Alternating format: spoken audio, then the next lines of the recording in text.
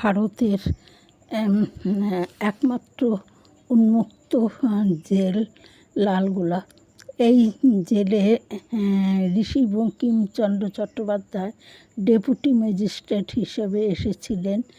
এই জেলের সব কয়েদিরা টোটো চালায়। রাজা যোগেন্দ্র নারায়ণের সঙ্গে এই বঙ্কিমচন্দ্র চট্টোপাধ্যায়ের একটা নিবিড় যোগাযোগ ছিল। উনি এখানে থাকতেন। রাজা যোগেন্দ্র নারায়ণ রাজনৈতিকের সঙ্গে একটু দূরত্ব বজায় রেখে চলতেন। আর এখানে একটা কালী মন্দির আছে। এই কালী মন্দিরের তোমার বঙ্কিমচন্দ্র চট্টোপাধ্যায় এখানে বসেই তার বিখ্যাত বন্দে মাতরম গানটি রচনা করেছিলেন।